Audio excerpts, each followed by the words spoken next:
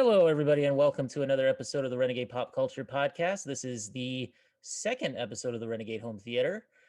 Tonight with me, I have Jacob, Hello, everybody. the man in charge, and we also have special guest Morgan. Hey everyone, So first good to have you on time. here. Yeah, so Thanks. tell us a little bit about your show before we move on. Oh, Your vaulting show, in particular, and any other show that you want to promote. of course. I do a show called Vaulting. I've been doing it since 2008. It's hard to believe it's been a little Nice, over a decade since man. I've actually You should made be my first proud. episode. That's awesome. That's great. 125 episodes, Woo. 7 seasons.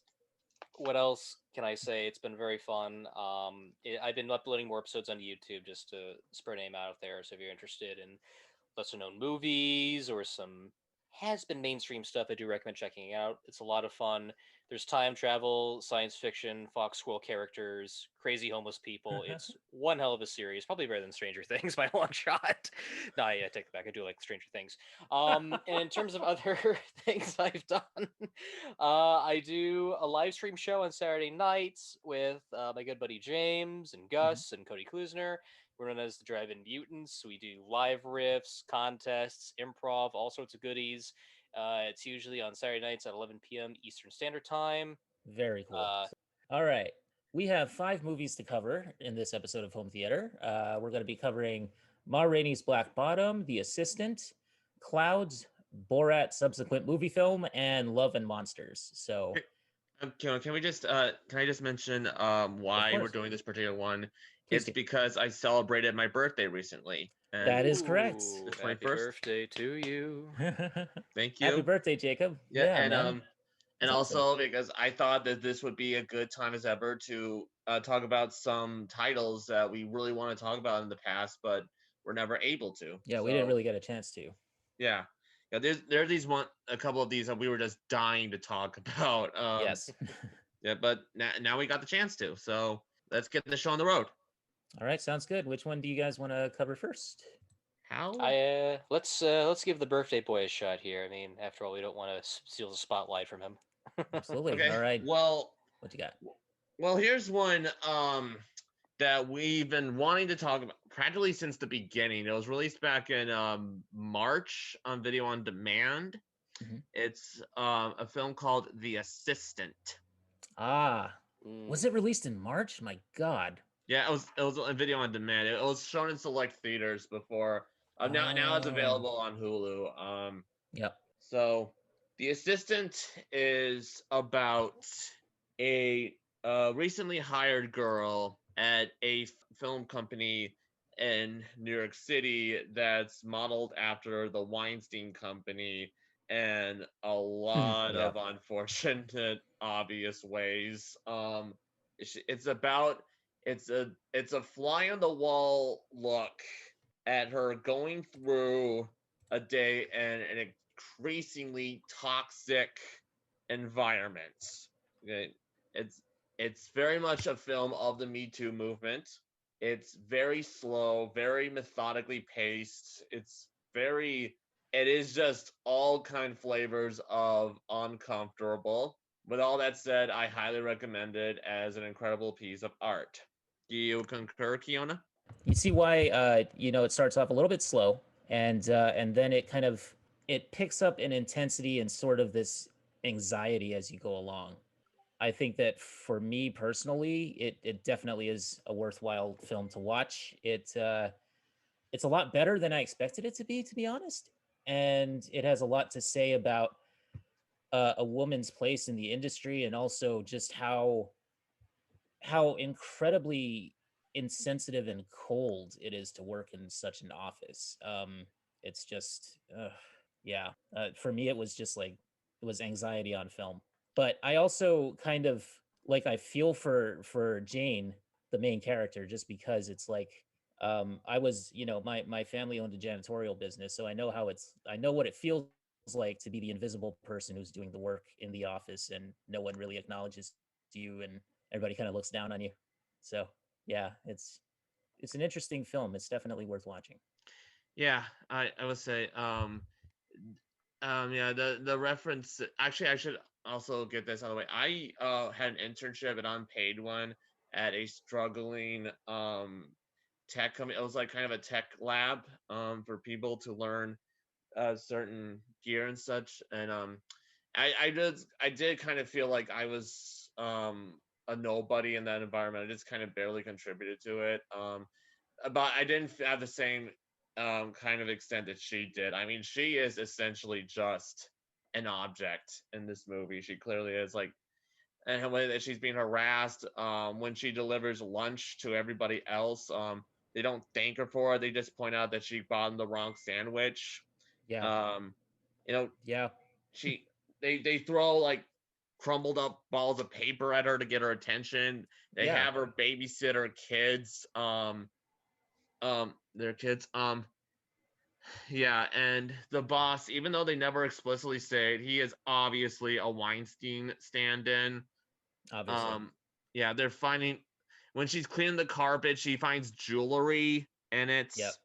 and also stains on it. And when she's cleaning, and she notices the new hire is extraordinarily young for it to be in this Mhm. kind of environment, and she's moved to a hotel where he's also staying at, and and she files a complaint Or she to this attempts one. to. The movie standout sequence, I think, is when she explains this scenario to the guy who's supposed to file these complaints.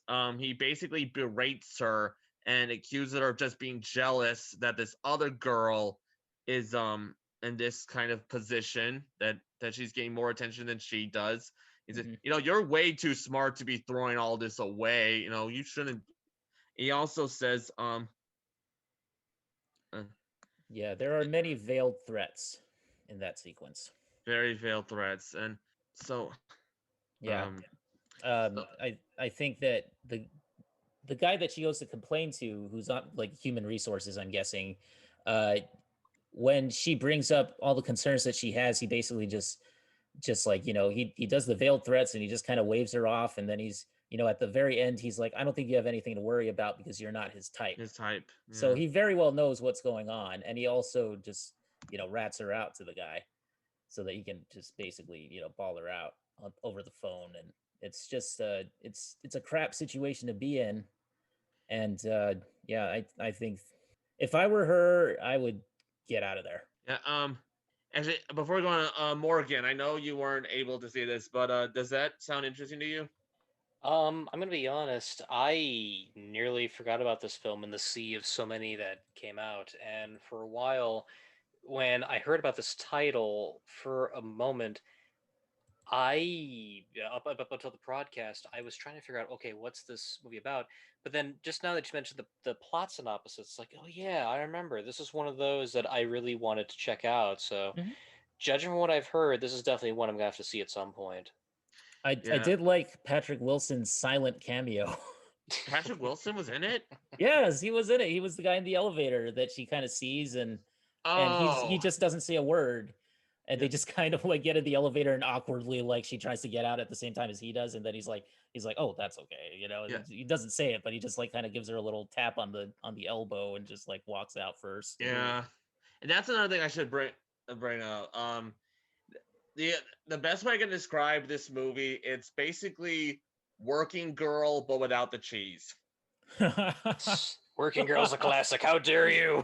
It's like no, it's like it is a Me Too movie, and that Yeah, you yeah. you're constantly feeling sorry, like there's it no part in the movie where she kicks the boss or any of these misogynist guys in the groin or yeah, anything. Like, it's not a hashtag like female empowerment type of there's movie. It's a scream of silent, essentially. there's It's like, there's no So, so, catharsis. so you're saying it's like 9 to 5, but it's more realistic, minus the subplot where they kidnap the boss and they strap him in that little sex swing in his own bedroom. um yeah, it's a little different from It that. pretty much is. Yeah, Now, Yeah, if they did that in pretty real much. life today, it'd be a Stephen King story already. Yeah, Oh true. yeah, Oh my god, it, Uh, you're even absolutely like right. they're like it's one of I those love you. movies. Whack. Merry Christmas. It's one of those movies where it's a lot of it is just her sorting everything out. She's printing the scripts, and the release schedules. She's bringing them lunch. And she's turning on the lights and all that. And in those moments, they're kind of forced to look at the meaning of them. Like when she's babysitting the young daughter of one of these employees, the girl, she's making horse noises, and she's Yeah. having her kind of like neigh along with her, like make those, because that's kind of what she is. She's a horse, She's essentially. literally neighing. Yeah. Yeah, Oh, neigh. man. Yeah. And Huh. or when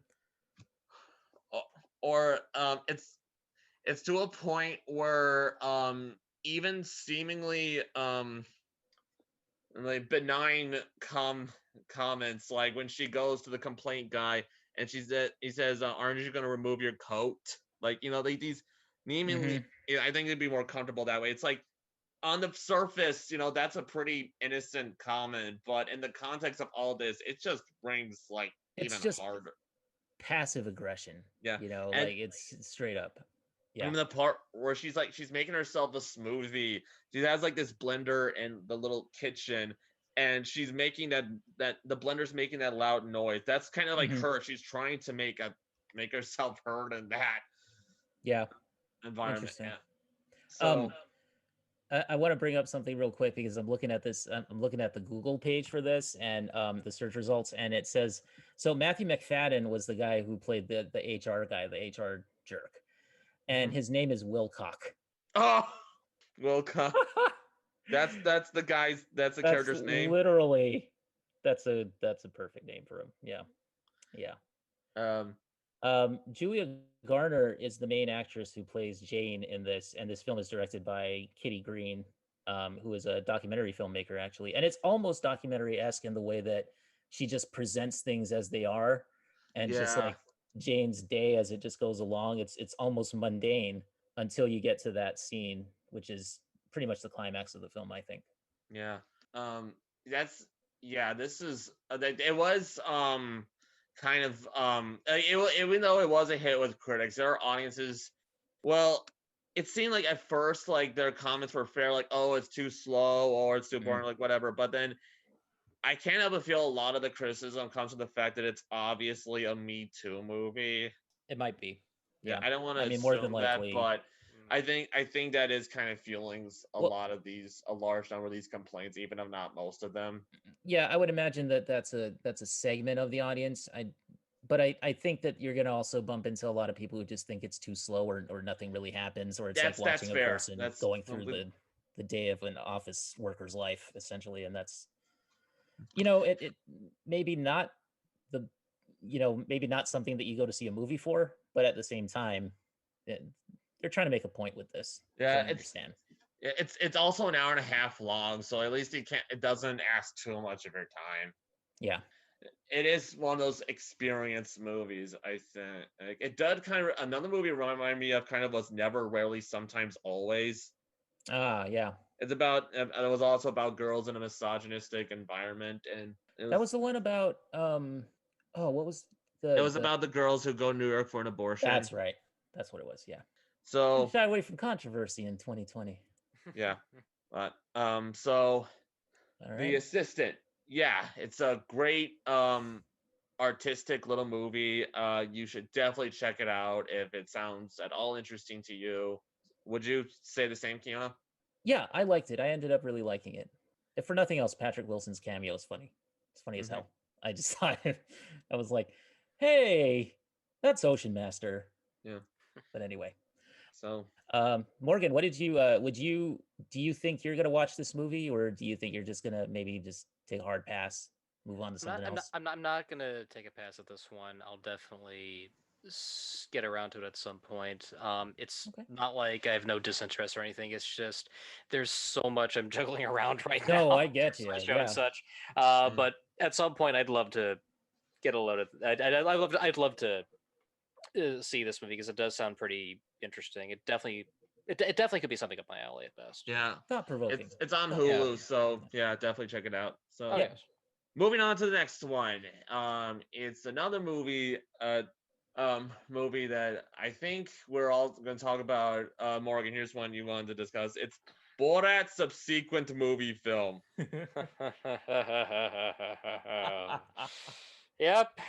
The Hmm. This was the bait that got me trapped in here. Oh look, there's a Twinkie out of that box. Borat 2. No. So Borat's subsequent movie film is Sacha Baron Cohen's sequel to his runaway hit from 2006, Borat. Borat's subsequent movie film.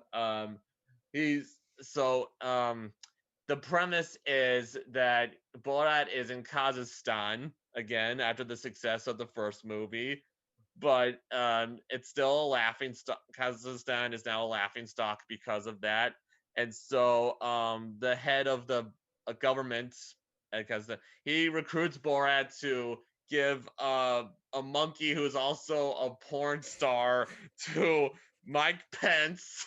Okay, and so Borat, he travels to America to carry this deed.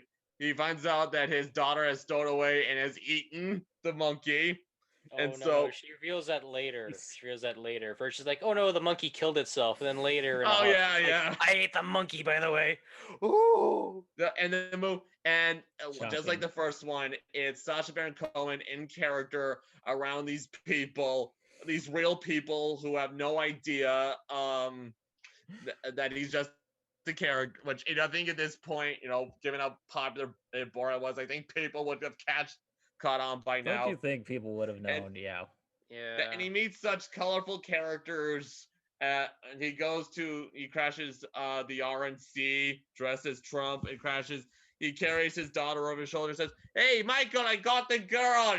Like, and then everyone boos at him. He also comes across some QAnoners. He comes across he goes to a ball with his Debutante's daughter ball. to A a very debutante ball. yeah. Yes. Debutante, yeah. Yeah. yeah.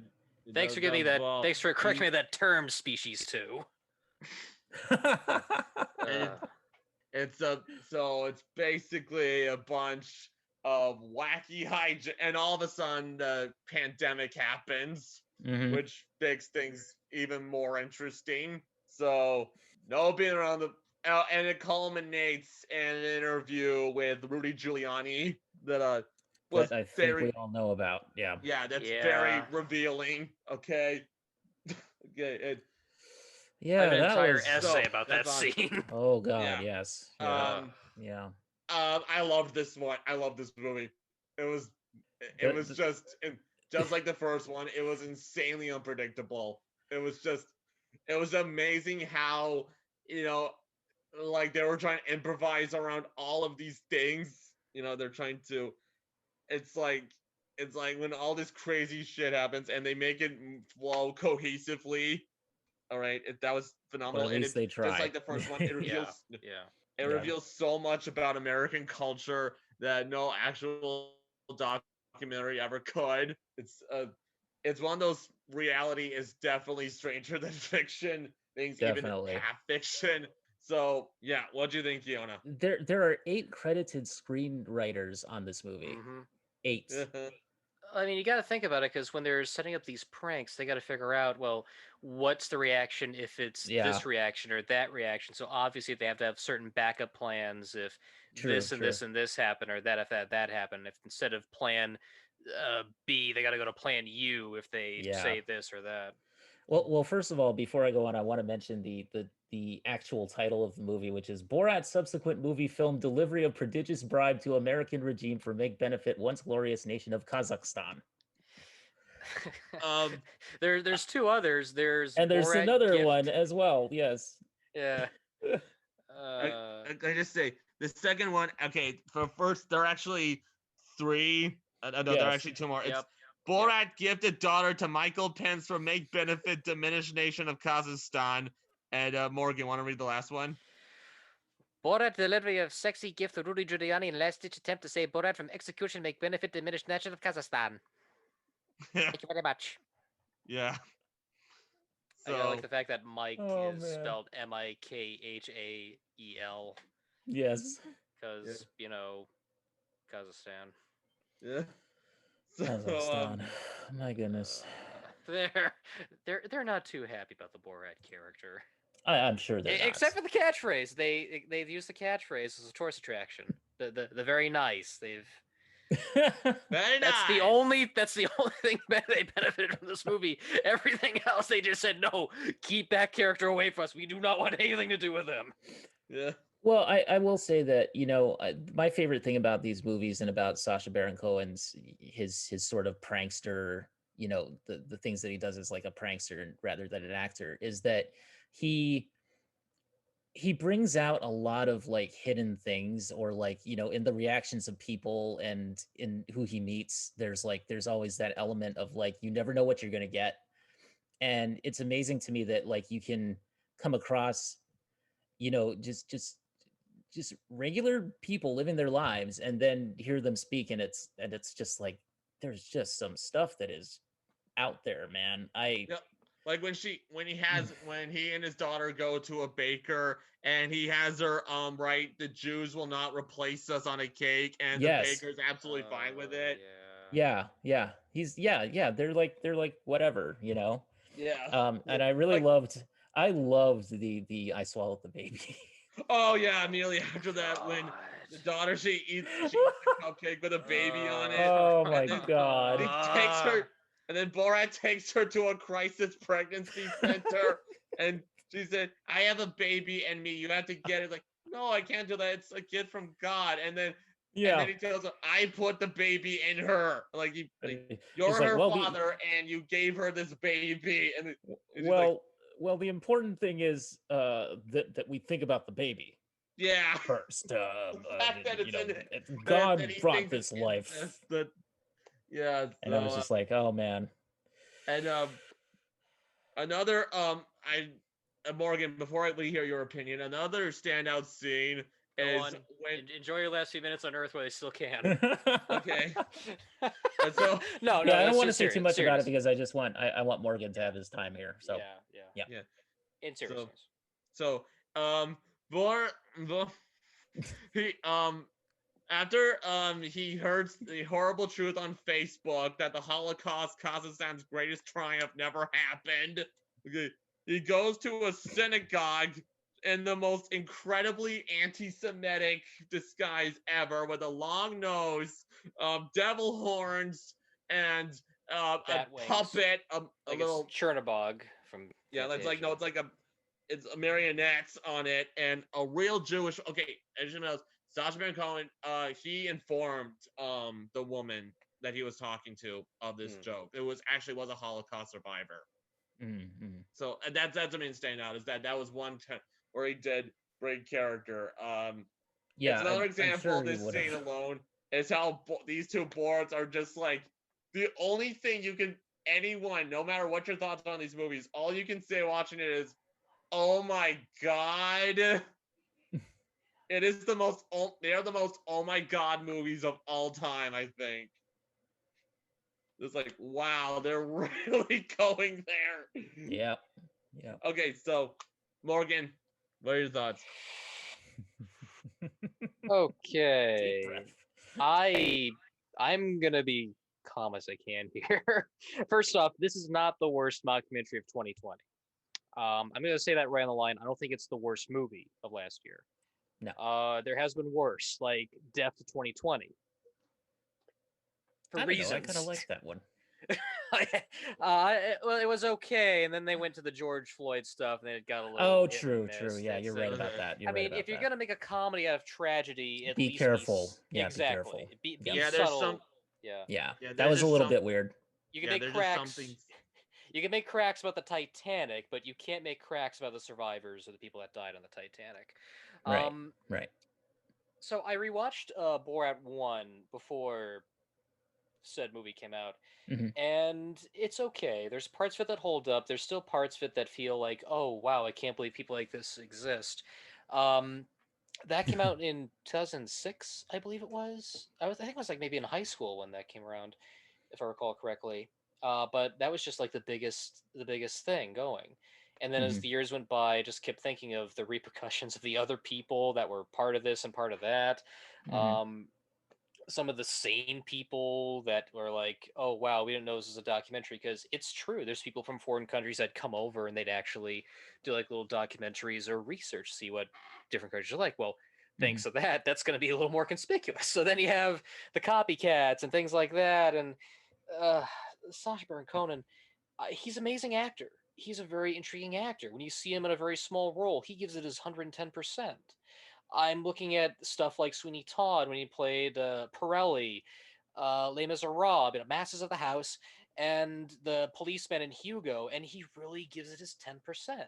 As a Yes. character actor, he's really good, and he's very intriguing, and okay, he's using those abilities to, like, point out the fools and who the idiots in society are.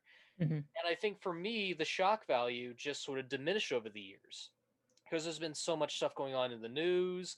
There's other podcasts called "What the F is Wrong with You." Again, I don't know if this is a PG-13 podcast. I'm trying to be careful. That's not. It's not. Oh, for fuck's sake, that's great. Yes. Eddie, can we say beep? Certainly cannot, Unleash. young man. Unleash. No. Unleash the hounds. God, no, I'm not going to do that. So there's a podcast called "What the Fuck is Wrong with You" with Nash Bozar that's pretty intriguing because that really Mhm. goes deep into what's really happening in the lesser news, and there's so much stuff on that podcast. It's just like, oh my god, I Yeah. can't believe it's happening, but it has. I'm still questioning how one guy could set his trailer on fire just to get squirrels out. That happened. You see the difference between that and this? Because you can think that no one being this possibly stupid, but no, it's true. It's the Darwin Awards. Exactly. You have a guy that has foreplay with a dead squid, and he goes off to the police saying, "Well, it could be an octopus." Okay, let him go because we don't know if it's an octopus or a squid. What? It's things like that that make me realize, okay, I can't be shocked anymore. Yeah. But then Yeah. I see this movie, and it just feels like the same material that Cohen has done prior. And okay, yeah, I would. thanks to the Showtime series, Jason Yes. Spencer is no longer the representative of Georgia, so there is some good there. Yeah. The problem I have is repetition. It's the delivery of the humor, how he's doing these pranks, the Mhm. authenticity of these pranks, because as we point out, there's some where he had to inform said person of this and this. The Deputane Yeah. Ball apparently was staged. Well, not really staged. What I meant to say was they said it was a Deputane Ball that was filming for a coming of age thing. And Yeah. oh yeah, the jokes, oh my goodness, they go balls to the wall. It's not Freddy got fingered bad, but we're talking about a scene where they're doing Borat and his daughter are doing a dance on the floor, Mhm. and because she's menstruating. And I remember Yeah. telling a friend of mine what happens during said scene, and he gagged. He really gagged so bad. He's like really easy to gag. You can tell him what happens in the movie Cuties, and he'll just grab a button and go, my tuna fish sandwich. Yeah. So it's just the risks that Cohen takes to do these stunts and create these things are interesting, but what is this risk for? It's to prove that there are loonies, there are idiots. Okay, but that's what the 5 o'clock news is for. Mhm. And like I I see your said, point. yeah, and like I said, repetition. This is the same movie. If you played this Borat and Bruno simultaneously, you could see the story beats. This is where the breakup happens. This is where Yeah. he Yeah. does this big giant group thing. Yeah. The scene where he's singing, throw this down the well, throw that down the well. How's that different from when he goes to the rodeo and sings the Kazakhstan national anthem? Hell, there was a group of people that nearly killed him. There's behind the scenes footage on Cohen's Twitter where people figured out it was Conan and they were rushing after that fucker. He just like literally gunned it into his trailer. He's holding onto the door shut like it's something out of Twister. I I'm remember not that. I kidding. remember seeing I'm that. not Yeah. kidding. Yeah. So it's like, okay, kudos to you, dude. Um But yeah, the Rudy Giuliani scene. Okay, I can see where people are coming from this. mhm. On one hand, yes, he's tucking his shirt in, but here's where I stop. Here is where I stop. Number one, why would you ask said person in the bedroom? if you're just simply going to remove your mic. Number two, why are you asking for their phone number and email address Mm-hmm. without purpose? Mm-hmm. There have been certain cases where I used to be a journalist and stuff. There have been certain cases where they kept in contact with me, like, "Oh, hey, want me to see what this article is like," and so forth and so forth. Okay, Mm-hmm. fine. If it's just for that, just say that's the reason. No, he doesn't, unless there's a scene snipped out or something. But regardless, he asks without any purpose behind that. And the way he's tucking his shirt in, I believe, is where the line in the sand is clearly drawn. Yeah. It's like, okay, if you're just tucking your shirt in, fine. Why are you sitting on the edge of your back like an overthrown Yeah. turtle? Yeah. The way where the hand is positioned. Yeah. I mean, it's No, I'm sorry. yeah. No. I can believe you're tucking your shirt in, but the way you're doing it He also really has me scared. put his hand on her hip. Yes, Yeah, there's that. that, and the booze and It stuff. sounds like That was they pretty were tipsy. obvious. You could tell they were Yeah. tipsy. Yeah. And Yeah. also point out, Borat, he risked his life. Sasha, he also risked his life too when he goes to the March for Our Rights thing, like with those QAnon people. Mm-hmm. And he sings that song, the Wuhan flu, Yep, about that's how what I we was should all talking about. inject Obama and stop Anthony, what's his name again? Oh, Journalist Fauci. of You're the talking about Fauci. Fauci. We're gonna inject Fauci with the flu. Yeah. We're gonna inject all these journalists and all these Yeah. scientists. And, But the thing is, people cheer for that, and people want that. and Those people clearly, do. they're kind of, he puts his arm out like this, and people imitate, and it looks exactly what it looks like. Mm-hmm. And Yeah. actually, no, like I still enjoy this movie. These two I'm just amazed by how much balls Sasha had. Yeah. Like, I mean, they do try to change things up a little bit with the daughter, but come on, that scene with the feminists, that's almost just like the first one where Borat is in that group of feminists. He goes, "You should smile more often. You should this." Yeah. Here, there's a scene where was- she realizes that she's free to do things. She's not under Kazakhstan's buckle of their treatment of women and stuff, and she's telling them to freely masturbate. It's like, I'm just sitting there going, come on. No, please don't. No. I know you're going, but this is just so painful, and the way they drag it out. It's the same issue with the scene where they go see the doctor. Just tell her that she ate a baby toy. No, that's not funny. Okay. It's not funny that way. They just come out and say it's a little plastic No. creature inside of her. Okay, I'll give it this much. The aftermath where she's in the John, that was kind of funny. Because you're just thinking what these other people are thinking when they're hearing these sounds and stuff. It's like, oh, yeah, it's kind of. I didn't mind it so much because I like to make fun of those people. But that's another thing. It's just so satisfying to see Sasha take the piss out of these people, just show them for what they truly are. Actually, what's funny is when she's at that Republican women's sort of thing. That's the thing. I was like, oh, okay, I don't mind that. Yeah, I don't mind that. That went on she's way kind too of long. being easy on these people, but then she goes into the bathroom to get that book that Borat gave her about why girls shouldn't masturbate. I was like, oh shit! Like, I just like, this movie's pretty. I'm still like, I know it is repetitive. I totally get what you're saying, Morgan. It kind of repetitive, but they're both just completely batshit enough where I was able to look past that person. That's my opinion. But it's just when a movie has that much of a what the hell type of factor to it, I just couldn't help but be enamored by. Also, it's funny how he was just there to do this expose on how American culture hasn't changed since 2006. And then the pandemic happened, which just opens up another massive can of worms that they worked around beautifully. And this movie had a brilliant plot twist as well. It's. Oh, I'm not gonna spoil that, but it's probably best we didn't spoil it. But I did kind of predict that a little bit, but. Yeah, it's like, I mean, even near the end, like, oh, are they going to go in this direction? Oh, the God, they did. I'll give him credit for the balls they had to make this thing, but people like it. I don't. That's That's fair. it's That's fair just enough, man. Yeah, completely. some of the stuff was kind of funny, like when he meets up with like the costume, the guy with the Halloween masks and stuff. That was kind of interesting. There's more of that in Yeah, the trailer. Where's Yeah. that stuff? I want to see yeah. that stuff from the trailer. Where's There that? is there. Yeah, you're right. Yeah. Yeah.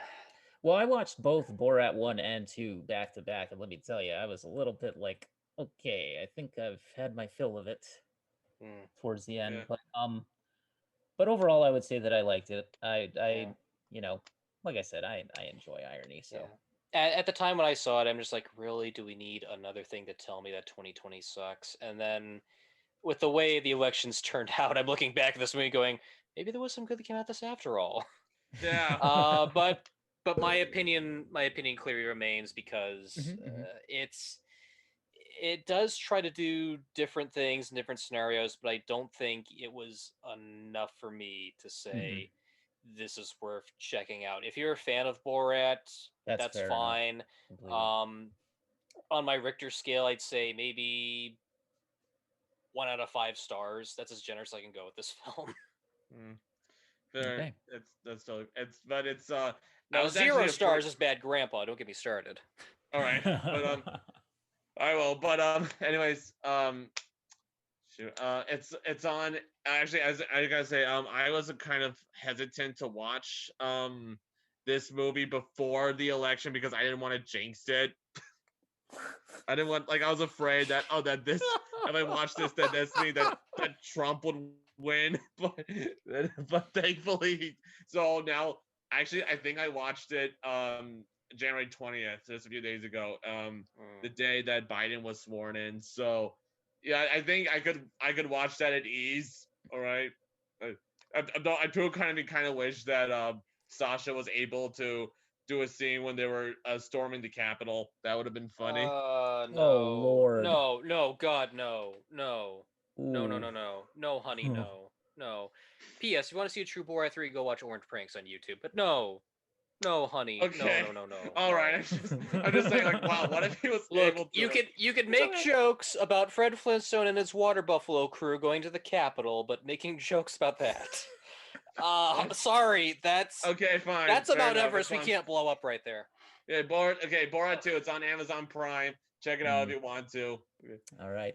Okay, Uh, moving on to something a little more uplifting Thank is you. one clouds. Ah, clouds. Oh, clouds. Yeah. Yeah. Morgan, you just watched this, right? Yes, we were in stereo at that point. We were. That Yeah. was very good. That was very synchronized clouds. All right. Yes, Morgan, you just exactly. watched this, so you want to give us the synopsis real quick?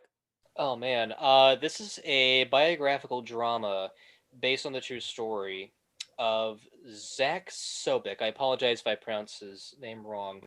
Um, he is the songwriter behind the song Clouds, which came out in 2013 Mhm. and formed a little band. I believe, if I recall correctly, their name was A Firm Handshake. I think it was called A Firm Yeah, Handshake. for handshake. Thank you, Mhm. Firm Handshake. And it details what happened to him between his final months because he has bone cancer. Mhm. And those kinds of movies are intriguing because, on one hand, it can accurately portray what that person was like within that time, what they were going through. On the other hand, it's not 100% factual. It will just be a straight up dramatization. And in a way, this feels like a little bit of both, but I can let that slide because this is a well made movie. There are some good performances Yeah. from the teenagers, especially from the older actors too, like Nev Campbell and Little Ray Yes. Howley. Which, by the way, Little Ray Howley was the saving grace of Get Out. That's the only reason I actually gave a pass at Get Out because of Little Ray, Little Rel. Um, Oh but yeah, he's great in the movie. yeah, Yes, I really he's liked him in great. this. I Hmm. I, I, I want to see Little Rel and more stuff. He's so underrated. Yeah. Um, but no, there is a lot of good emotion here. There is a lot of drama, especially when they're showing, Zach going through the emotions and realizing that he doesn't have much to live. And just to see him express all this through song and these different numbers is very interesting. I thought that was kind of unique. The problem I have, and this is something that I've come accustomed to with most biography films, Hmm. is they do like to dramatize stuff just for the sake of adding plot conveniencies and things like that. Yeah. A prime example is near the end when they have a concert and something happens. I'm not going to Yep. spoil it, but that's not what happened in real life. It was something entirely different. And to see a movie take that and interpret it differently in a different way is kind of annoying because it Hmm. really does kind of it's very on the fence because you don't know if they're paying respect to said event or not. There's a character that Sabrina Carpenter plays called Sammy, who's Zach's best friend. Hmm. And in real life, they were best friends in childhood, like real good best friends. The movie hints off that she has like this crush on him and things like that. And it just felt really weird to see. Really, really Hmm. weird.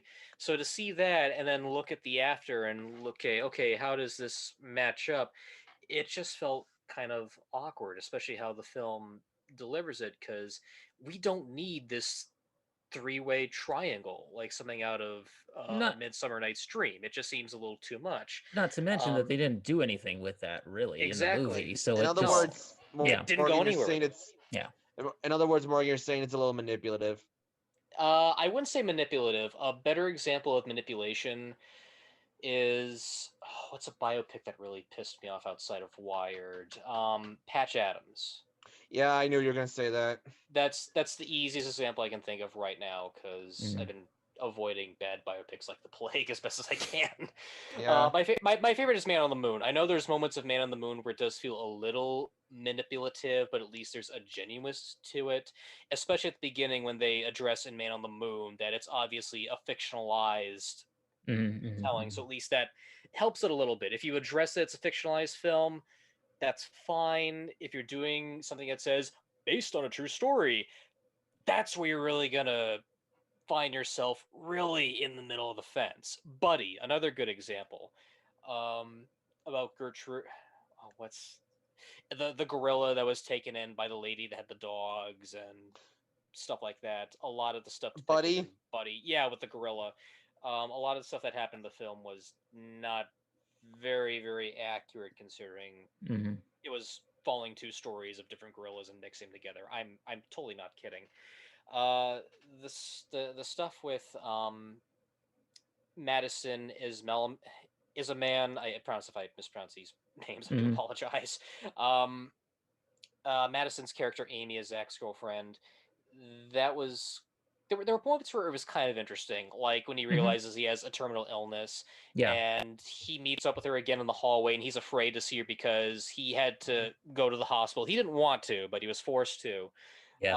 to discover that he has a terminal illness. And he meets up with her later in the hallway and he reveals to her that he has a terminal illness. That's a really good scene. There's a Hmm. lot of Yeah. emotion there. You don't need much dialogue. You just hear she says something and then he doesn't say anything. She starts to walk away and then he says, "I'm terminal." She turns around, gets it, hugs him, and it's such a well directed moment that I wish there was a lot more scenes like that. And there really Hmm. are, Hmm. regardless if they change the events the of what happened in real life here and there. I mean, there are some things that did happen, like yeah, he did drive around a Nissan GTR for a little bit and things like that. But then Hmm. there are some things they leave out that I think would have made for something more interesting. Like his girlfriend did go on a picnic with him eventually in the stadium of the Minneapolis football stadium, which is kind of neat. Mm. So Hmm. okay, that could have been something to toss in there as like an epilogue, but oh no, we got to keep this emotional and uplifting and wrap it together and stuff. Hmm. And there are like some little things here and there. They're nitpicky, but it's like, oh, you could have made this a little more emotional if you had Neville Campbell like crying into a stuffed animal that he had instead of just a pair of pants. It just feels a little weird. There's a scene near the end where she's folding pants, and it's after he passes away. Oh, spoiler alert! There's a scene where she's folding pants, and it's right after he passes away. And you hear "Amazing Grace," and Hmm. she pauses, puts her head in the flannel pants, and it's clear that she's crying. Like it's no, that's a little too awkward, man. Don't Yeah. do stuff like that. but I can give this movie at least a hankering of a pass because the emotion is there, the Mm, performances are there. mhm. This is a movie that was going to be released through Warner Brothers, but for obvious reasons that did not happen. So as far as biopics go, this one is not really that half bad. I'd say there's some good performances, there's some well shot scenes that do make it at least worth a watch at best. Yeah, I suggested we talk about this because I was honestly pretty moved by it. I actually was. I think what stop it. I totally get what you're saying, Morgan. It does kind of force the heartstrings a little bit. It was still authentic to me because I liked how Zach wasn't depicted as just a self-pitying kid. I liked Mm. how he would goof off. Like it actually starts with him. He's at a talent show at his high school and he's thinking about how sexy he is despite his bald head. Mm. He's a kid who, yeah, he cracks jokes here and there. He just kind of like it just that just kind of looked like it felt real He's enough trying to to me add even. humor into a dark Yeah, situation. exactly. He was trying to add humor. Mm. Like I said, it wasn't like a. I liked the family dynamic. I liked how they worked off each other. I generally felt happy when they were listening to Clouds, hearing that the song that he wrote, it was playing on the radio. That actually, and them getting all excited about it. That scene moved me actually a bit. And Mm. I don't know, Clouds.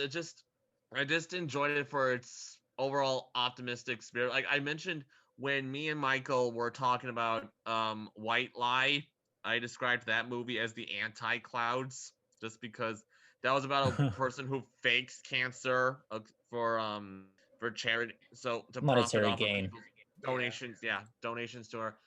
And like I share a lot of criticisms you have, Morgan, about this kind of inspirational biopic, but I think what can say that I liked how it told an inspirational story that happened recently. I think that kind of like it didn't really depict Zach as this great historical figure or whatever. It was just a No, kid who was no. trying to get by.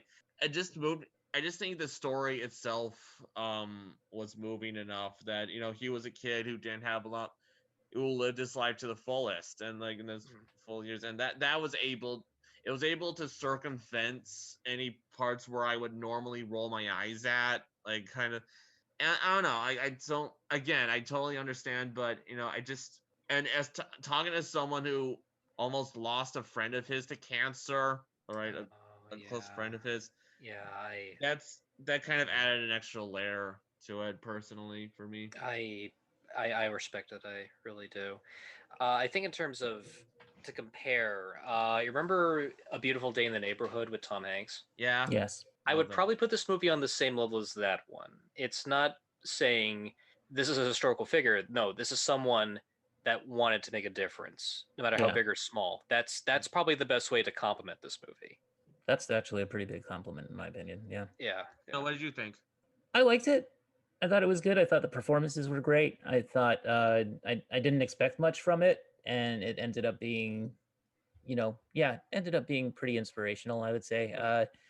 It's I think Finn Argus did a really good job with like I don't know if he was really singing it, probably, but I guess because they have him credited as the person who sang or performed the music, but some of the music. But I liked, his turn as Zach, and like you said, putting in the humor and just kind of finding, he really tried to find the bright spot in his circumstances, and I wish I was that positive a lot of the time in my life.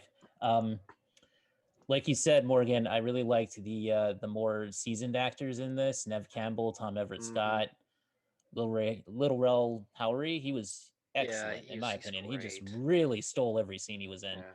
Yeah. Um, I Not a fan liked. of Get Out, but I love him in that one. Mm. How'd you find me? I'm T.S. motherfucking A.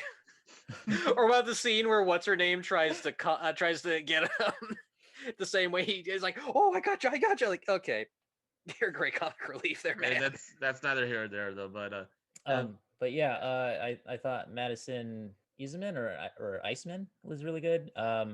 As Amy, the girlfriend, she was, and not to just put her as the Yeah, girlfriend, but I mean, Eiselman. she Eiselman, was yeah. Eiselman. Okay, Eiselman. She was, Eiselman. yeah, she actually was a very interesting presence in the film, I thought, because she really grounded Zach as a character. So I like that aspect of it.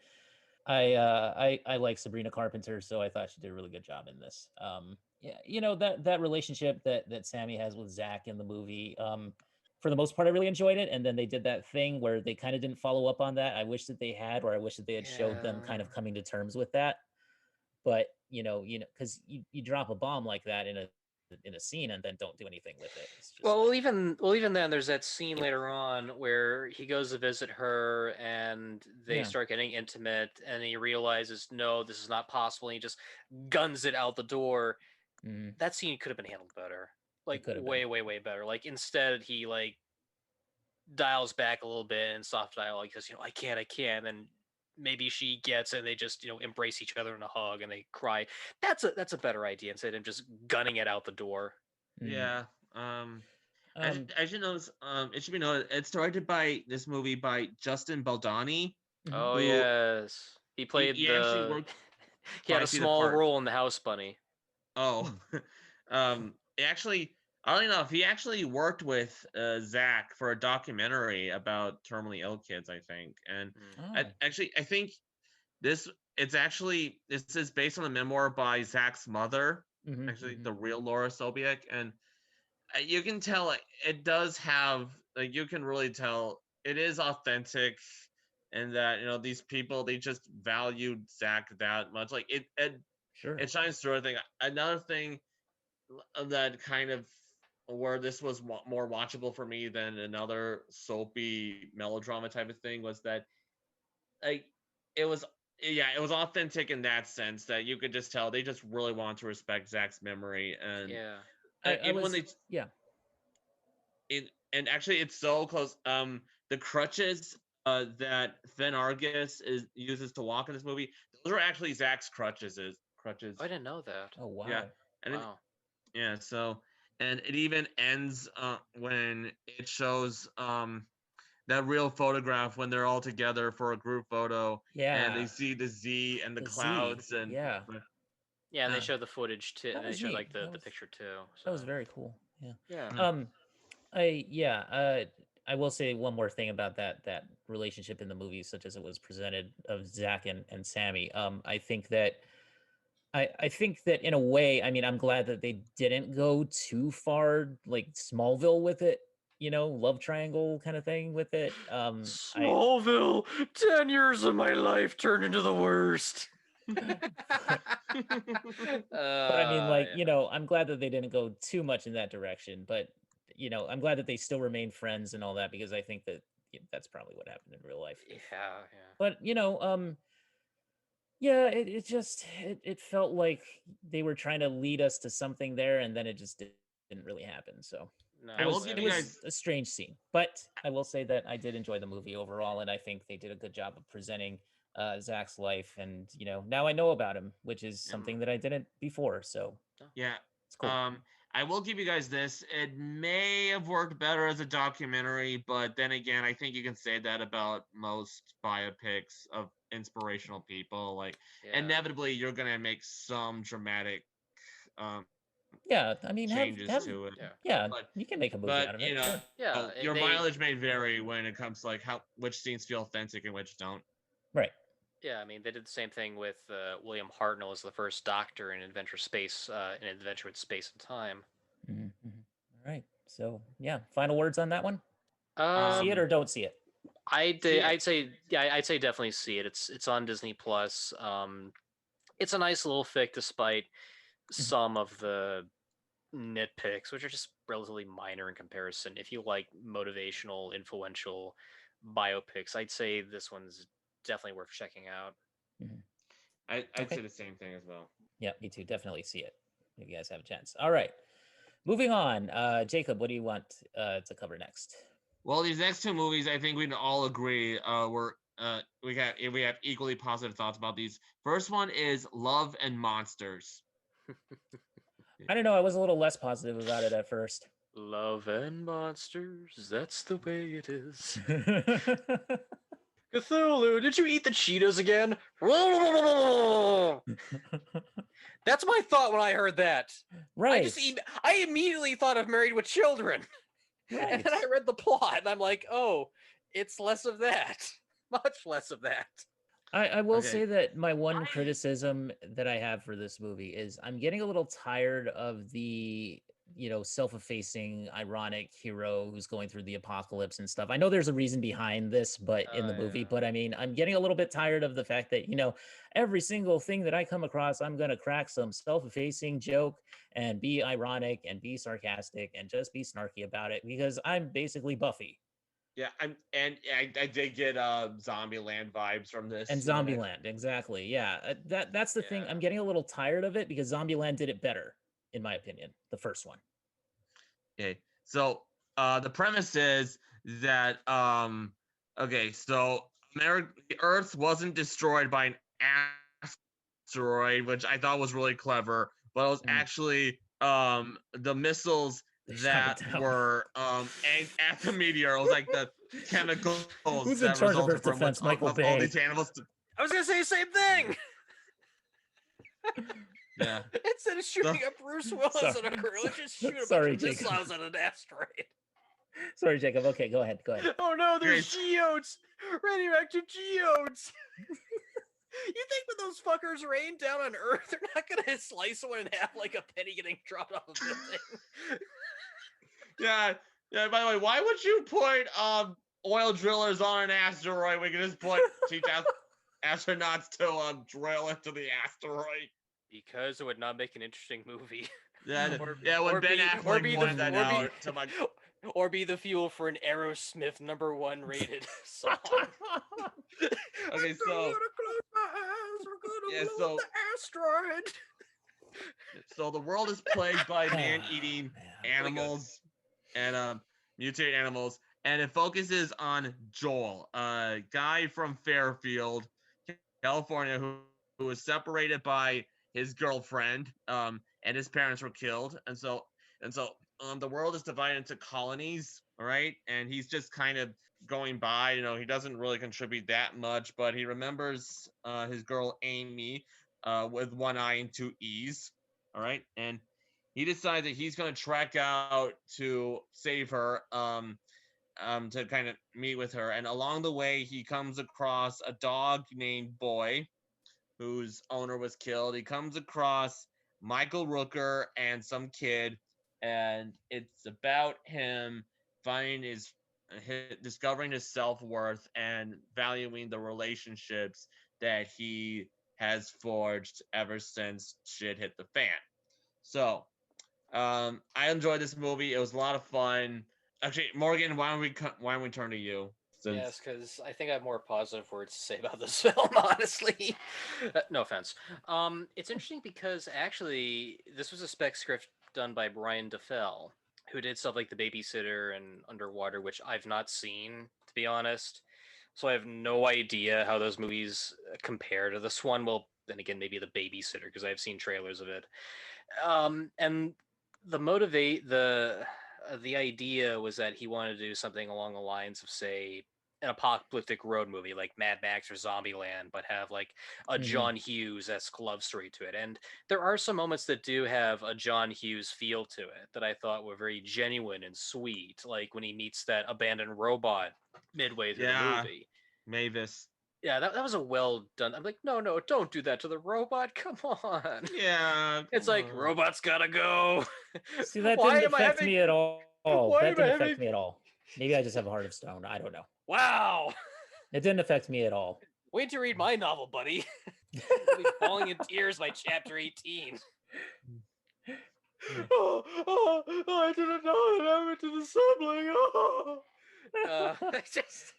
We're all human, folks. No, you're good, man. Yeah. Okay, continue. I'm sorry. Continue. Oh yeah, and the scene when he saves the dog from the centipede. I'm like midway through that movie because I was not really too into it. I just thought, okay, it's standard and what it is, and that's the feeling I got. There were some cheap shots that I thought weren't working really well, like when he comes across the monster for the first time, you just see a close up of the head, and then you just see like the aftermath instead of the Okay, what they do is that there's a breach, and one of the creatures, which is a giant roach, because apparently the asteroid affects all the amphibians and the bugs, Mhm. but it Mhm. doesn't affect dogs or cats. Apparently not. A little nitpicky, but okay, fine. I'll give this much: the creatures do not look like Starship Trooper clones. I'll give it that much. At They least don't. there's that. Aren't you glad we don't have a movie that's doing something like Gareth Edwards' Godzilla? We have these giant bugs, like something taken out of a Paul Verhoeven movie. Mhm, mhm. Yeah, Yeah, we God don't. forbid. Yeah. they're actually creative with the designs.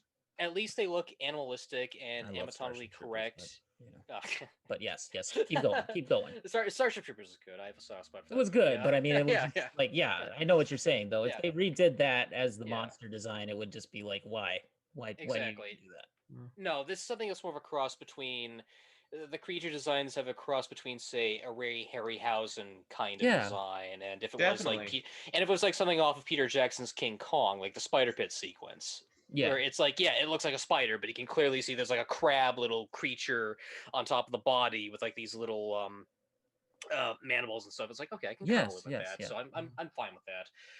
But no, the scene in general is where he saves the dog for the centipede. When it got to that point, that made me realize, okay, I can definitely see what they're trying to do with this movie. Mm-hmm. It's not being this silly, goofy B movie that's all stupid and comical and like, oh, a monster. Ah!" That's the point when I felt it really got better for me, because the first half I Same. wasn't sucked in at all. Yeah. Like hell, when Michael Rooker appeared, I kept thinking he was Woody Harrelson. In fact, when I first saw him, I thought that was Woody Harrelson. I rented this off of Amazon, by the way, and they do this little feature where they show the Yeah, actors' faces if you yeah. pause on it. So I had to like use the facility or something, and I I paused it, and I saw Mike Rooker's credit appear, and I'm like, no, that can't be Michael Rooker. I know Michael Rooker. He's Yondu. He's the aggressive father in Mallrats. It's because of his voice. It's so distinct. It's like you cross Arnold Schwarzenegger with Yosemite Sam. It's very very distinct. And I'm listening to him. It's like, no, that can't be Michael Rooker, man. I'll say this was like old school Michael Rooker, where yeah, he my didn't old really school do Rooker, like yeah. he didn't do the gruff thing that he normally does as No. Merle or as He's always like, Yondu. kind of like this boy, like that kind of voice. So Yeah. that was interesting of a choice. And by the way, I was annoyed by the little girl. I could not Me stand too. her at all. Me too. Thank God she was short, because I could not stand her. Period. Mike Rooker, yes. Her, God no. Let's cut your no. She'll open this show by the end of this episode. I'm sure she's a nice person. Let her do No, it's something just good. it's the character. Tolerable how kid she- actors are hard to tried. come by. It's tried. how she's written. Child actors are child actors. If you tell them to do something, they'll do something. Yeah. What I mean is, you give them the character and they'll do it. I don't want to give a wrong impression or anything. So when it got to that scene with the centipede, that is where I think the tone of the movie changed for me. It became Mhm. less of a silly, stupid, funny film, and actually came something different. And that tone kind of stuck with it. And there were some things I thought that were kind of interesting and clever, like how the dog is still attached to his original owner, and how he still has a memento, which is in the form of this dress, which I kind of wish there was a better payoff of that in a sense.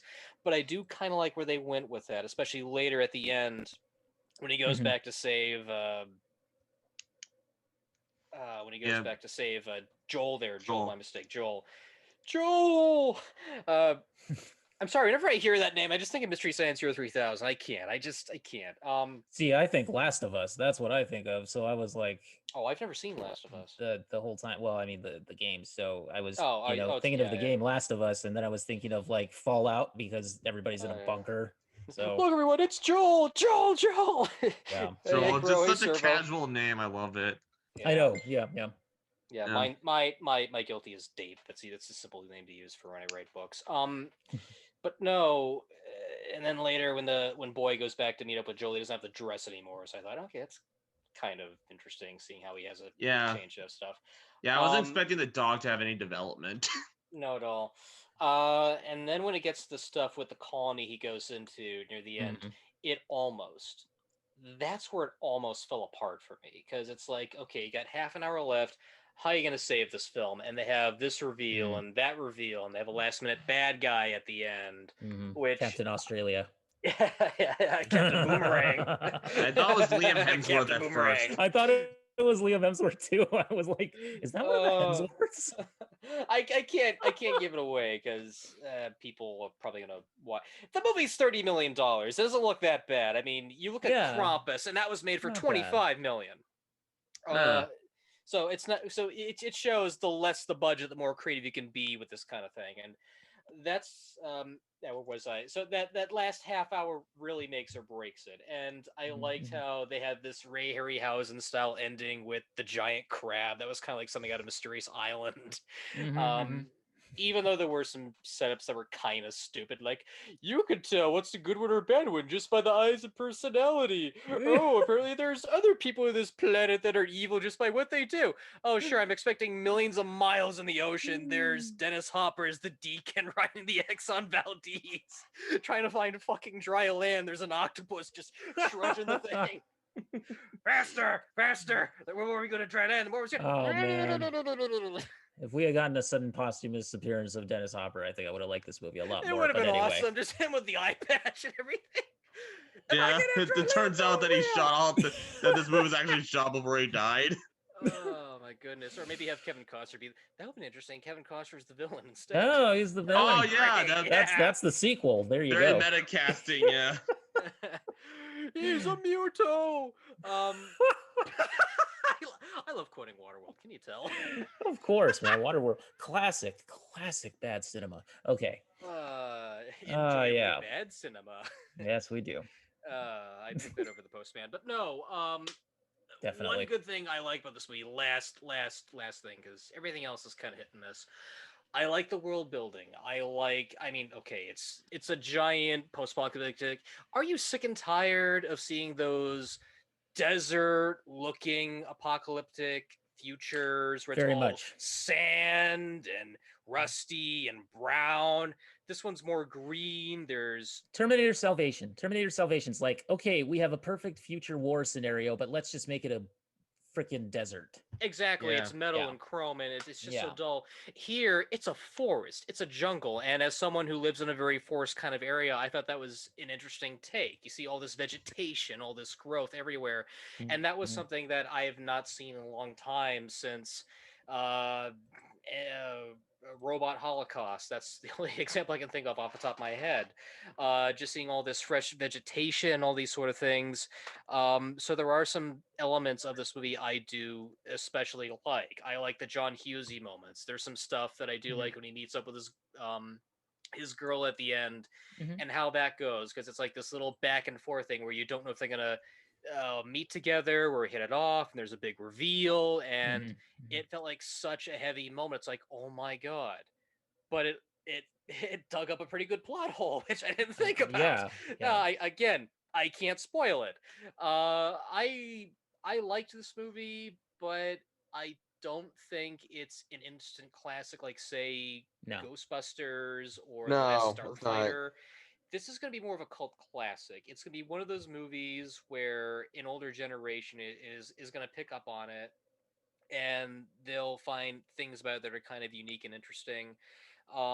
It's not a terribly made movie. There are some things I do like about it, such as the special effects, and there are some good performances here and there, but I think it doesn't kick up until midway, and that's the big problem, because they're setting up so much in this universe, so much with these characters, and I feel like it's a little bit of a drag up until we finally get something that really kicks into full gear, especially with that sand shark creature that chases after him and he uses the grenade and stuff.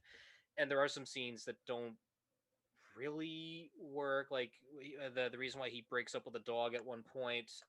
Oh god, that was that was really out of left stupid. field. That was really like that dog has PTSD, man. You gotta know better than that. Yeah, seriously. Just being a jerk for just being a jerk. Exactly. He didn't need that. Don't you yell at the dog. I thank you for not killing off the dog. Thank you for not killing. There were didn't moments where I felt like, oh, are they gonna go like, that route? Yeah, they're gonna go that route. Yeah, I was afraid of that too. And the way they're teasing and baiting us with that thing. Just, oh no, it's trapped in Dean DeVito's rubber ducky. My babies, no. I liked it fine. I'm curious to see how this will hold up in later years, but I would not say it's a classic. I'd say it's a fine rental.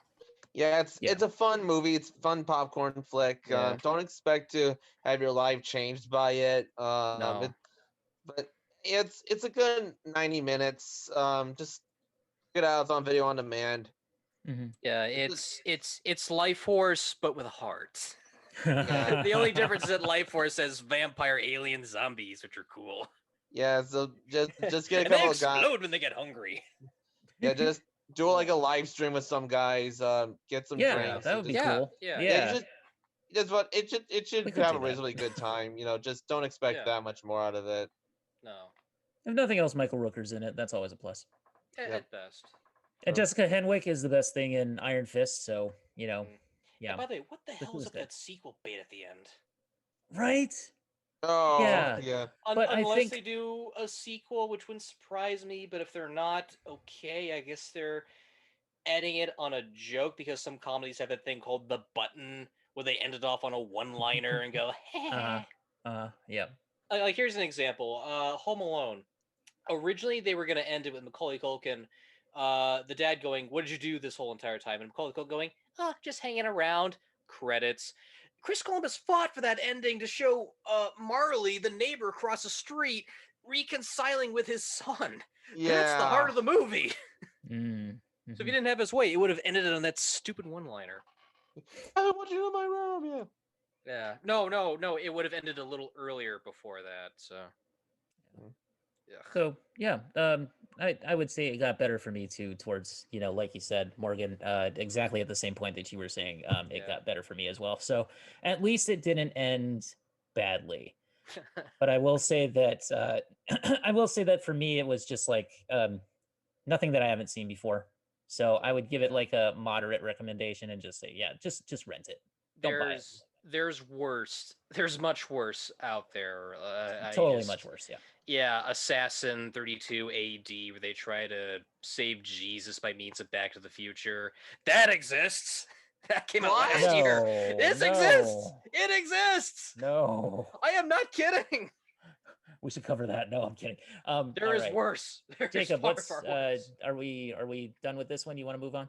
Let's move on to the grand finale of this Okay. one that we can all agree is a Woohoo! damn good flick. It's Yes. Ma Rainey's Black Bottom, Mhm.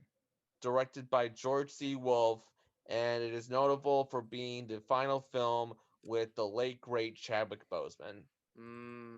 It's Black Panther, man. yeah. Yeah. He Mhm. was probably my second. He was probably my second favorite Marvel superhero. Mhm.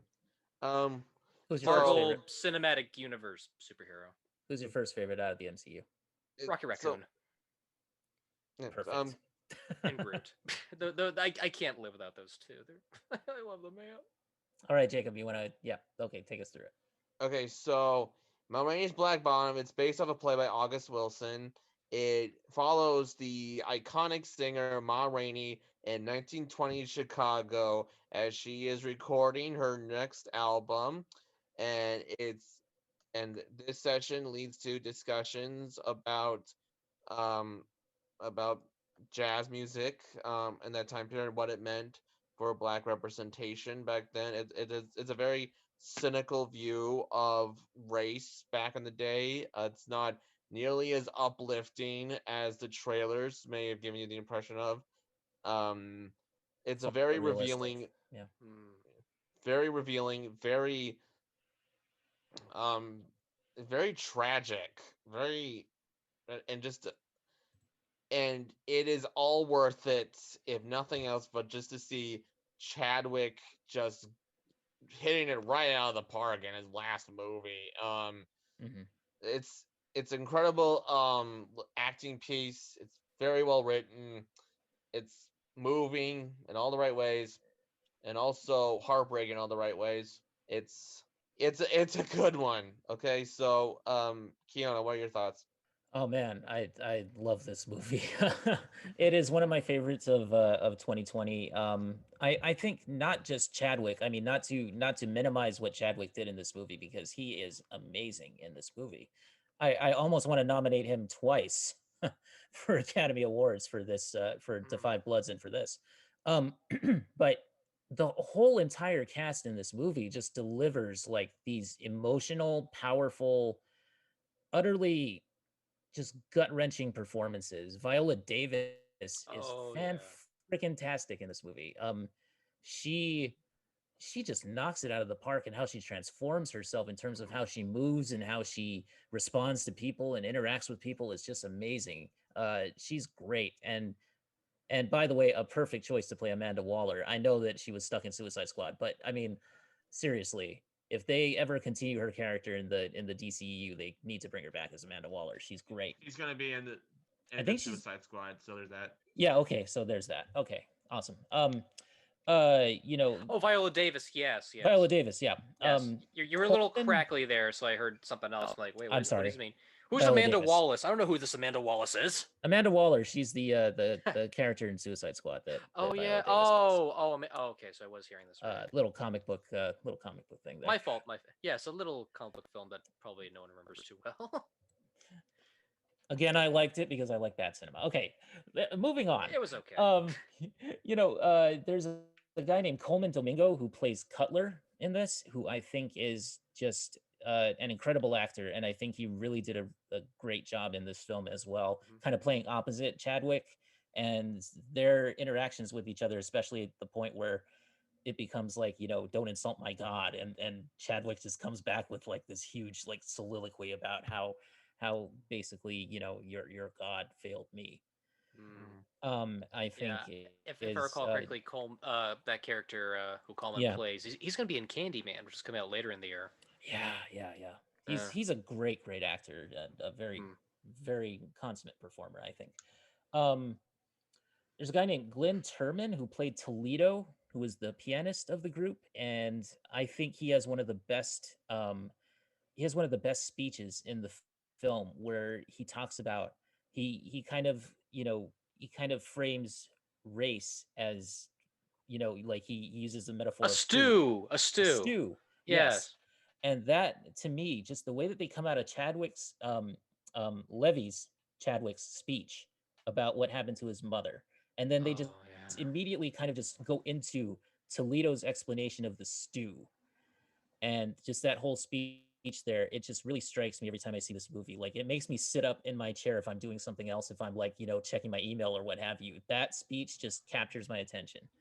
Mm. um and it's just, yeah, it's really good. Like, the performances are just amazing in this film. I highly recommend it. I would say, even like the jazz music, the fact that they got Branford Marsalis to do the score for this film, um you know I don't know what else to say about it, really. It's top 5 for me of 2020. It is a film that I highly recommend to everybody who's looking for something to watch on Netflix. And I love the blues. So what can I say? George C. Wolfe is the director. Hats off to him. Denzel Washington produced this. And he also, he acted in another August Wilson play, Fences. yeah, Fences. adaptation, which was Fences. Yeah. Yeah. So, I know he loves the source material. And there's a behind the scenes documentary also on Netflix as well that you can watch after the film, which contains everybody just singing the praises of Chadwick and of Viola Davis and everybody on the cast and the crew, and costume designs are excellent. I mean, like, this movie should get nominated for some Academy Awards. It really It should. should. It should. If Heath Ledger can get a posthumous Oscar for the Joker, anything's game at this point. Yeah, I think Chadwick should be nominated once for supporting actor for Da 5 Bloods and once for lead actor in this film. I really Yeah. do believe that he should be. Yeah. Mm. So anyway, and Viola Davis should get Best Actress nomination Yeah. for this. Yeah. No. She's great.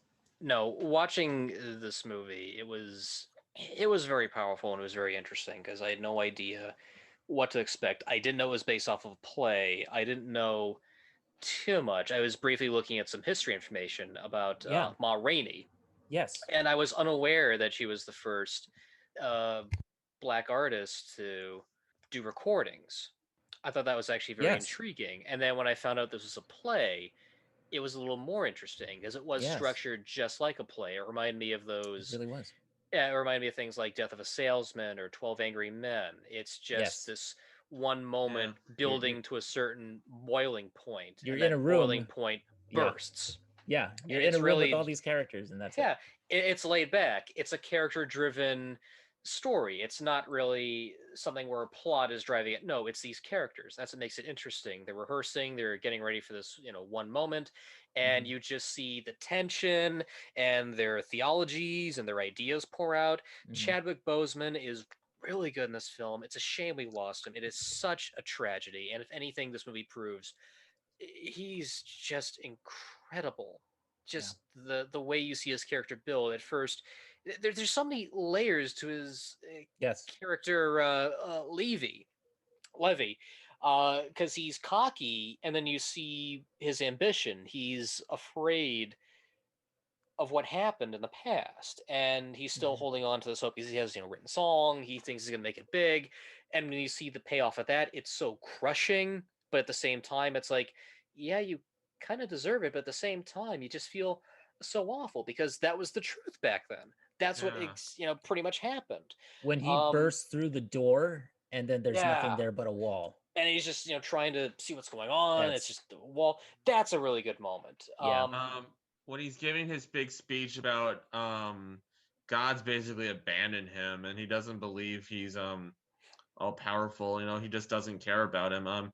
Mhm. Knowing now about what Chadwick was going through at that Oh time, yeah. Oh yeah. do you think I think a lot of that was fueled by how abandoned he felt? Um I but think Uh, yeah, I think possibly, but I think that's mainly also in character because that would have been, how Levy would have reacted, I think. And I and I would possibly for him, I think that yeah, I mean, he might have felt that. Everybody feels that anger sometimes. I And know another thing I find interesting too, Ma Rainey feels like a complete opposite to Levy because Levy it. Mhm. is trying to get it big. Ma is already knows the way around the business, what Mhm. happens, what goes on. So when she says, "Oh, they don't, care about this, care about that. They don't care about us. Once they have my voice recorded, they're gonna go off and make millions of it." And yeah, that's the tragedy of the whole thing. It's true. She They're just using these artists for finance and exactly. success and yeah, exploitation. and it's only the kind of music that white people would like. It's like that. Yeah. They The were w- kind of like it's more pandering in that case, like to like Hmm. what was popular. Like they weren't really allowed to fully express themselves. If you like and that, oh, I'm sorry. Go ahead, no, Morgan. no, Go no, ahead you first. first. You first. Well, with Viola, she said that she played Ma Rainey like she's coming down off of her success. So like this is Hmm. the end of her career. That I definitely felt that Yeah, going through this. It didn't feel like it was a start. It was at yeah. the tail end, and I thought that was a neat addition too. It's very this character that's experienced and seen all these things, and here she is playing off of this crew of young musicians that think they're gonna go out and strike it, and here she is seeing the true horrors of reality, and you can see it on her face, like that Hmm. scene where she's telling the heads of the recording studio to pay her Hmm. nephew a Hmm. fair Yeah, amount, and they leave, and the camera focuses on her, and you just see the wheels turning in her head, just imagining the conversation, everything that's being said behind her back. That's a really good moment because you Yeah. really yeah, do feel that. And there's a lot of scenes just like that where it's not all dialogue. You just look at the character and you see the very expression, subtle. the emotion, what they're going through. It's a very well shot film. And even when they show the scenes where they're recording the numbers and stuff, Hmm. that was interesting. Just seeing all the setups. It's a real true period piece, how they're capturing the late 20s, just right before the Great Depression. Yeah, I it does. It didn't feel like a Hollywood version of the No, 20s.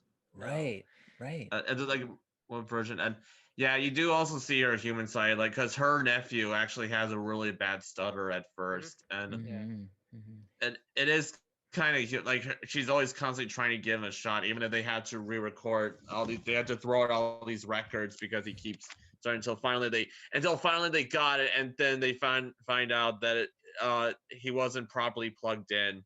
Yeah, and they all think Oh Levy was the one that did God. it, and that's left ambiguous. There Oh, you were think that I didn't catch that. You're implying that they accidentally cut him off. They intentionally cut him off. No, it's ambiguously hinted. They don't really do Yes. force a Yeah. reason. At first, they realize that the mic wasn't plugged in or it was cut off, and then they all look at Levy and they're like, "Did you do this?" No, no, no, I could. I swear, no, I could. So again, like I said, there's a lot of ambiguous open doors here that make you question if these characters are moral or if they're not moral, if they're in the right, if they're in the wrong. That's what I like about stuff like this. It Hmm. doesn't. It lets everything. It lets you decide whether or not these characters are good or bad, or if they're corrupted. And at the end of the day, it leads you to those decisions, make you think if what they did was exactly in the right. And I like stuff like that that makes you Right. think these things. It's great to have a nice thinking picture. Yeah, the trailer, like as I said, the trailers make it look much more feel good than it would let on. Actually, like it does peel back an ugly side of what the placement of black people in that time. And Mm. yeah, it's like I said, that's what I personally liked about it, is that it was a much more cynical, much more brutally honest movie Hmm. than any other. Like, it's certainly more honest than something like Green Book. Oh, I barely remember that movie. Hmm. Hmm. I just Most people do, barely and for barely remember that now. very good reasons why. I think there Uh, were three things that I really enjoyed about this film. Two are funny, and one is really thought provoking and mm, kind of sad and anger inducing. So the two that are funny is one thing that I loved about Coleman Domingo's performance as Cutler is when he did the a one, a two, a you know You what know to what do. to do. I love that. that's great. And I also must be susceptible to Viola Davis telling me to get a Coke because every time she said I want a Coca Cola, I wanted a Coca Cola. Me Yeah, too. that's a good commercial. Yeah, it was. It was. Mm. Oh, And another thing too, yeah, the scene when they get sent out, the three black musicians are sent out to get the coke, and they open yes, the door and it's all yes, full of white people, and it cuts away. That was genius. that That was Yeah. was genius. genius. You could have had a whole SNL sketch, Mad TV scene right there, and they don't do that. No. They immediately show what is about to happen, and they just move away from that. And right then Mm, and there, you already have a picture in your head just what is happening. And it's hmm. absolute awkwardness, or at least it's something where it's like, oh, well, it's kind of past. But no, considering how that's set up earlier, when the cop stops Ma Yeah, Rainey to yeah, try and get like a ticket or arrest her or something like that, you can definitely tell exactly what the attitude was in that yeah. one moment. You're thinking in the back of your mind of that variety store or that And this delicatessen. and this was after the Great Migration, so a lot of the African American people who were in the South who were subject to Jim Crow and Mm. just and slavery and everything, and then they migrated up north thinking that there would be more opportunities there, and you just get to that scene and it's just like, hmm, I don't know about this, you know? Yeah. It's yeah, And another thing too, in terms of the use of the music, it once again goes yes, to my point that I was arguing in other episodes I did of vaulting with the Blues Brothers and the hmm, Cotton Club, that when you hear a black artist sing, that is the true nature of the blues. It's embedded in our precisely. culture no matter how many times you sing a song or change the tune of a number, it's still going to be the blues no matter what. It's in country, it's in rock, and Hmm. just to Hmm. see where that all came from in Black Bottom is just so interesting because they know exactly the kind of music they're dealing with. They know exactly what's going to happen to it. It could be turned into a big swing number and no one will know the difference. Hmm. It's an intriguing look, but it's also a very tragic historical look at just exactly what was happening back then with black culture. Exactly. And just to see how Yes. far we've come now, And the fact that it's so unique. Levy goes to the recording to the producer and he says I want to record this stuff. I want to do it with my band, you know, and I the don't know, guys Levy. I don't think these people will kind of get it. What do you yeah. think, Yeah. Chuck? Yeah, Hey, that's what I was gonna. Marvin, what do you think of this, Marvin? Yeah. Then he's like Yeah. I can give you $5 for them. That's it. $5 each way. Oh, Yeah. That's it. And then we get to the ending, and this was the thing that I was saying was like rage inducing is the fact that at the Yeah. end it's done by this like entirely white, entirely Yeah. just completely just Yeah. neutered the song, And took all the it's passion out of it, and it's just designed to be played on the radio so that little kids can dance to it and stuff like a like that. generic swing band. Exactly. And it's Yeah. just Yeah. not saying the performers weren't good. I'm just saying No, that no, in but terms just of the the the transformation of the song. the It's like Phantom transformation of of the the song is just it, it, crazy. it's like Phantom of the Paradise, where they took Winslow's song and turned into a Beach Boys number, and then a Marilyn Manson goth rock number. Just Yeah. the Yeah. evolution Mm. of this one little beautiful ballad is just sliced and hacked into this disgusting Frankenstein monster of a thing that's not even supposed to be what it is. Now, That's why I just can I love ask you about it. guys something? What did you think of the scene where Levy actually kills Toledo? Ooh, that was a gut punch. yeah, that That was a was ugh, I was just that like, was I did not deep. expect that. That was definitely deep. They, Yeah, Ugh. it was like in a way it was all kind of building up to that, so I guess we it shouldn't have been that was. surprised. But I mean, That's what I was saying earlier about boiling point. It's just yeah, slowly inching its way to a moment, and it's going to have this big dark turn, and it's going to really make you question yeah. the morality of said character, and whether they were in the right or the wrong. This is just a guy that had a really bad day, and for him to vent it in the wrong way, you can just easily see his career coming to a crash Mhm. just right when he stabs Toledo. And it's just so depressing. Even when Toledo has that little soliloquy about the stew, it Yeah. just comes so What will the tragically full black man circle. do? Yeah, He says and Exactly. in that. and Yeah. he starts out so happy too. Like he buys those really nice shoes despite how expensive they were, and Scuffed my shoes, man. Look, I'm sorry. yeah, Ugh. yeah. And it's interesting, like, we were just talking about how far black representation has come, and that, oddly enough, a great example of that is Chadwick's career, because with Black Panther and stuff, and Mhm. that was, I feel like he felt like a movie like this was sort of part of his mission statements, which was to show black history. Because when he played Jackie Brown in 42 and James Brown and Get 'Em Oh Up and yeah. Thurgood Oh yeah. Marshall, Mm. so this guy, he clearly had a mission, and when is it and I think part of that was to show how far we've come since then, Mhm. since the 20s, even when the jazz music boom of that era. And you know I think, as tragic as his career was tragically cut, um I can't think of a better send off than this movie. I honestly can't. Yeah. Yeah, I agree. So yeah, Rest in peace. Yep. rest in power, Chadwick. Rest in Wakanda power. forever. Mm-hmm. And Indeed. I look forward to hearing him one last time in that Marvel What If series on Disney Plus. Oh Yeah. yeah, I forgot about those. So Mm. it's going to be very bittersweet, as I mentioned before on the Cartoon Saloon Tuned Up podcast with Cam and Mike. But Mhm. Mhm. yeah, it's going to be hard, but at least you went off on a high note, man. Rest in Mm. peace. Yeah, it's interesting too. On a side note, this movie is produced by Denzel Washington, and this is Yeah. part of a deal he had with HBO to Oh. produce a couple of August Wilson's plays, but Ah. it moved over to Uh-huh. Netflix. So Mhm. it kind of makes me wonder just what other ones they would adapt for Netflix, especially Hmm. after the success of Ma Rainey. Because on its first weekend alone, it was the most watched movie on Netflix, and I'm so after glad to hear this, that. yeah, after this, I'd be curious to see what else he could dig up because there's a couple of good ones by August Wilson, like Joe Turner's Come and Gone, The Piano Lesson. I'm loving it so far. Yeah, keep it Mhm. going. Keep it going. Please, please. Yeah. All right, Uh, guys. So, do you want to have we said our piece on that? Do you guys want to move on Um. uh, to the ending So here? I'm gonna say Ma Rainey. It's an incredible film, great acting piece, amazingly written. Mhm. Uh, just go watch it yesterday on Netflix.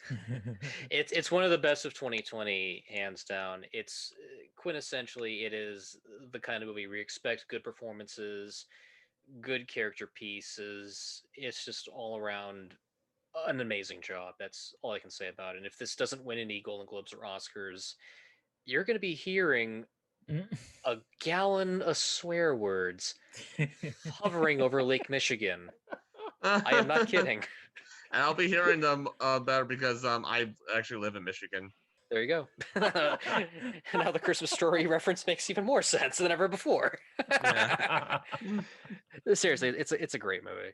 Yeah, And Kiana? I totally agree. It's a great movie. Everybody should go and watch it immediately. Stop what you're doing. Stop listening to this. Just go watch it. Okay. Anyway, Hmm. also I want to give some credit to the guys that we didn't really talk about too much, which is Michael Potts as Slow Drag. He was awesome in the movie as well, and Oh yeah. Taylor Page and Deuce and Brown. Taylor Page was Dusty May. I think, was she Ma Rainey's daughter? I believe Maybe. so. I think, maybe, possibly. Anyway, I wasn't too sure about that connection, so maybe somebody can tell us in the comments Yeah. or something. And Deucin Brown, sorry if I'm mispronouncing that, was Sylvester. He was the nephew who had the stutter. Did a really great job, I think. Yeah, in the everyone movie. did. Everyone. Yeah. So yeah, definitely go and see it. Sit there on your couch and watch it. Bring it up on Netflix. It's awesome. Okay, guys. So in conclusion for this episode, I think we're gonna go down some quick recommendations if anybody has any. Jacob, you want to start first? Anything that you've seen that you want to recommend real quick?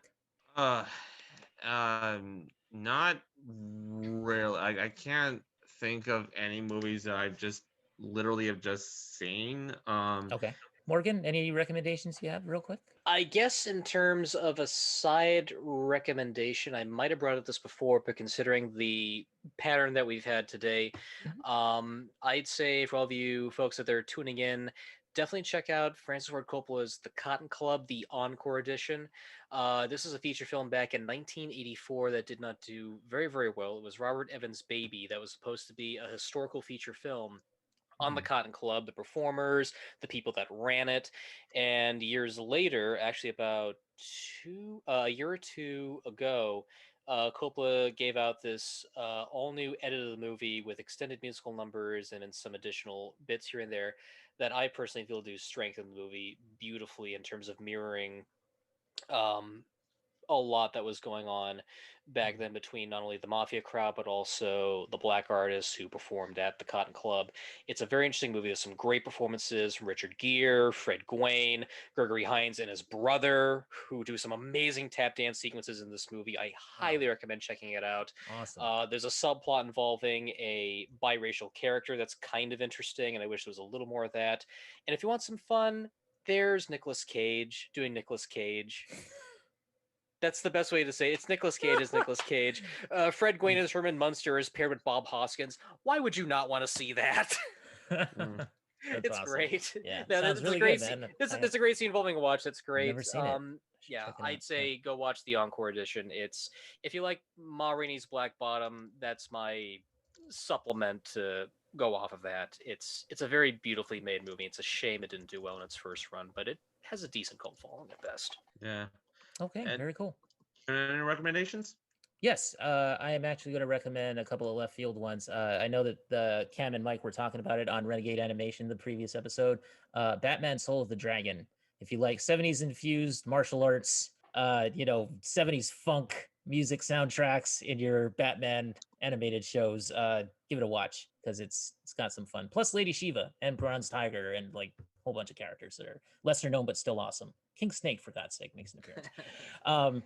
All right, and also I'm gonna recommend Schitt's Creek because I am watching that show and Chris I love Elliott that and show. Eugene Levy. Yes. I What's love wrong that with the show, man. billboard? So much fun. What isn't wrong with the billboard? They're both cousins. That is It's that okay, show they're cousins. is amazing. So when you get your Netflix, going to watch Ma Rainey, right after Ma Rainey, if you want to just have a palate cleanser, kind of lighten things up, you just go and do Schitt's Creek because that show is so great. And if you're Disney Plus and you're a little sad from Clouds, go watch Earth to Ned. There you go. That's amazing, Earth to Ned. Yeah.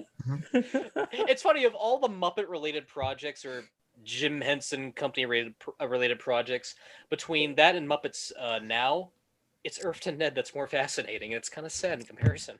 I'm not saying Muppets Now is bad. It's interesting, but Earth to Ned, oh my God, you have Paul Rudd as an alien. How you're not going to like that? I actually want to watch them both, to be honest. It's worth it. They're both worth it, but I say Earth to Ned is a hair better. Awesome. Just in terms of energy and humor. All right, guys, and with that, I think we're gonna bring this episode to a close, right? And thank you to our special guest Morgan. Where can people find you if they want to follow you online? If you can follow me, but sorry, you can follow. Take two. Don't worry, editing will fix it. Get him his coke. We'll fix it in post. Later. If you want to follow me, you can find me on Twitter at MovieBuffML90. That's MovieBuffMel90. I also have a Facebook group page. You can follow me there on uploads of future episodes. Season 8 is coming next month, or whenever this will do, probably sometime around in February. You can do so at facebook.com/group/official vaulting fan club. You can like the page and get updates on when the next episode will be, in terms of also when me and my crew at the Drive-In Mutants will do a live stream brief. We do them on Saturday nights at 11, so you'll see updates on those as well. Very cool. Also, if you'd like to see a little extra of the show, go on to patreon.com/vaulting, where you can not only get requests for $5. $5. That's a good deal. Just $5 measly dollars. The price of a frappuccino, guys. $5. But also for $1, you'd be able to see episodes far in advance, even some behind the scenes outtake stuff and things like that. So check that out if you have the chance. Aside from that, thank you for having me on. It's been a trip, and I look forward to taking part in future episodes if need be. It's been a pleasure, man. You're gonna definitely be back on this show, so don't worry about that. I can see it now.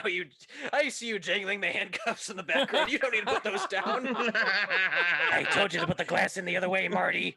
Well, as you all know, I do have a couple pairs of handcuffs in the house. No, I'm kidding. Okay, that's a joke. That's a joke, everybody. That's a joke. All right. You can see them right there. No, I'm kidding.